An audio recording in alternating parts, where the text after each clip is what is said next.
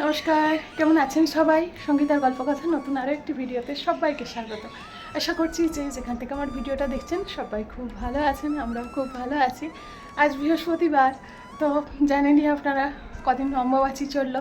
তো অম্বুবাচীর জন্য ঠাকুর ঘর পুরো তো একদম হাত দেওয়া হয়নি। আজকে হচ্ছে বৃহস্পতিবারের পুজো, তার উপরে আছে পুরো সব সিংহাসন মোছামুছি পরিষ্কার, তো অনেকটাই চাপ আছে। তো চলুন কাজে লেগে পড়ি, আর এখান থেকেই আপনাদেরকে সাথে নিয়ে আজকে ভিডিওটা শুরু করছি। বেশ কয়েকদিন ধরে আমার ভিডিওতে কোনো ঠাকুর ঘরের ব্লগ ছিল না, কারণ জানেনই আপনারা অম্বুবাচী চলছিল, সেই কারণে নিত্য পুজোটা করছিলাম, কিন্তু ঠাকুর ঘরের পরিষ্কার করা, সেইভাবে ধূপ ধুনো দেওয়া সেভাবে করছিলাম না। ওই জাস্ট পুজোটুকুই করছিলাম, ঠাকুরের আসন টাসন কিছুই চেঞ্জ করিনি। তো আজকে একদম পুরো বাসন টাসন সমস্ত কিছু নিয়ে একদম বসে পড়েছি, কারণ কাল রাতে অম্বুবাচী কেটে গেছে। তো এখন এই সমস্ত কিছু আজকে ধুয়ে একবারে পরিষ্কার করে পুজোয় বসবো। আর একে তো আজকে বৃহস্পতিবার, কোনো ব্যস্ততা তো থাকেই বৃহস্পতিবারের, তার উপরে এইসব আজকে অম্বুবাচী কাটার জন্য আবার এক্সট্রাও অনেক কিছু কাজ করতে হবে। তো ওই জন্য আজকে অনেকটাই টাইম লেগে যাবে। আর ছেলের সকালবেলা তো ছেলে খেয়ে দিয়ে চলেই গেছে, ওর মতো রান্না হয়েছিল। আর অন্য সময় এসে তবু খায়, আর যেহেতু নিরামিষ ভাত না, দুবার খেতে চায় না, ওই জন্য আর ভাতটাতে রান্নারও ঝামেলা নেই। ওই জন্য একদম নিশ্চিন্ত মনে একদম পুজোয় বসবো। আর ছেলে বা ওর বাবা থাকলে কি হয় বলুন তো, সকালবেলা একটা টিফিনের তাড়া থাকে, আমি তো টিফিন পুজো না করে টিফিনটা খাই না। আর ওরাও তাই অপেক্ষা করে, একসঙ্গে আমরা সবাই যেহেতু খাওয়া দাওয়া করি, সেই জন্য তাড়াহুড়ো একটা লেগেই থাকে। আগের বৃহস্পতিবারটাও আপনারা হয়তো ভিডিও দেখে থাকলে খেয়াল করবেন, কোনো রকমের তাড়াহুড়ো করে পুজো সারতে হয়েছে। ফৌজিবাবু ছিল, ছেলেটাও বাড়িতে ছিল, কিন্তু এই আজকে পুরো আমার কোনো তাড়া নেই, নিশ্চিন্ত মনে বসে, কাজ আছে প্রচুর ঠাকুর ঘরে, কিন্তু কোনো ব্যাপার নেই, এখন নিশ্চিন্ত মনে পুজো টুজো করতে পারবো। তো এই যে লেবু দিয়ে এখন বাসনগুলো মেজে নিয়েছি।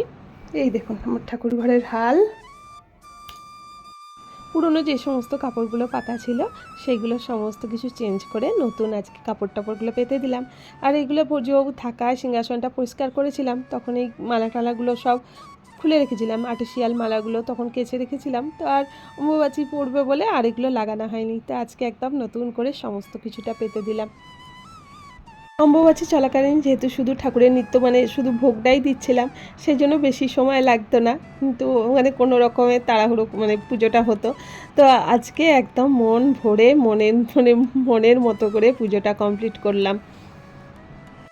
পুজো টুজো সমস্ত কিছু কমপ্লিট হলো। আজকে অনেকটাই টাইম লেগে গেল, কারণ একে তো বললাম বৃহস্পতিবার, তারপরে এই অম্বুবাচীর জন্য সমস্ত কিছু পরিষ্কার টরিষ্কার করতেই আজকে অনেকটা সময় চলে গেছে। তো এখন একটু খাবো। তো টিফিনে ছেলেটাকে পরোটা করে দিয়েছিলাম, ছেলেটার মতোই করে দিয়েছিলাম। আর আমার তো কালকে মন্দিরে পুজো ছিল, তো ওখানেই ভোগ খেয়ে এসেছিলাম, আবার বাড়িতে ওর জন্য দিয়ে দিয়েছিল। তো তার রাত্রিবেলা এসে তো আর খাওয়া হয়নি, তো সেই ভোগটাই আছে, এখন ওটাই খেয়ে নিয়েছি, মায়ের খিচুড়ি ভোগ। তো এটাই খেয়ে নেবো, আর এটা আমার একদম টিফিন লাঞ্চ সব হয়ে যাবে। তো চলুন এটা এখন খেয়ে নিই। এটা রসুনের মতো লাগছে, এটা রসুন ভেবো না যেন, এটা হচ্ছে কাজু বাদাম। চলুন খেয়ে খাওয়া দাওয়াটা কমপ্লিট করে নিই। মায়ের ভোগের টেস্ট আলাদাই, তুই বাড়িতে যাই খিচুড়ি বানাই না কেন, মায়ের ভোগ একটা আলাদাই হয়।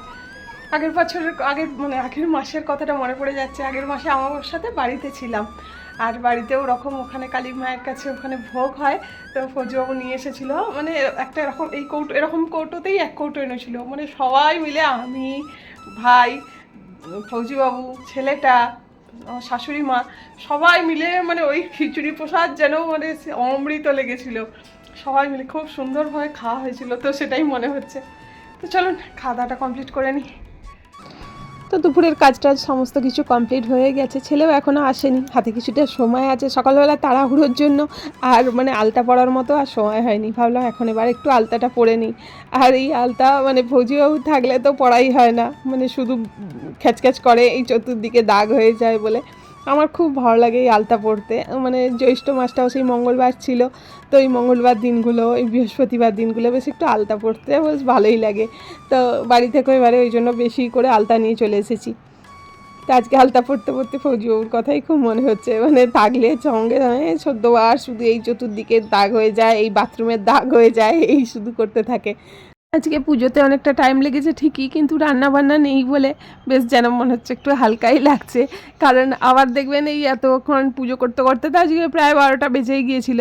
তো আবার যদি রান্না বান্না থাকতো তো একদম মানে দম ফেলার মতো সময় পেতাম না। আর আজকে তো বৃহস্পতিবার বলে ঘর ঝাড়া মানে কাচাকুচি এই ব্যাপারগুলো আমার আজকে নেই, সেই কারণের জন্য অনেকটাই এখন হাতে টাইম পেয়েছি। আর এবার ছেলেরও আসার প্রায় টাইম হয়েই এলো, দেখা যাক এসে ও যদি কিছু টিফিন খেতে চায় করে দেবো। তারপরে আবার টিউশনও আছে ছেলের আজকে। চলুন, আমার এদিকে আলতাটাও পড়া হয়ে গেছে। Good evening. তো এখন একটু রেডি হয়ে নিয়েছি।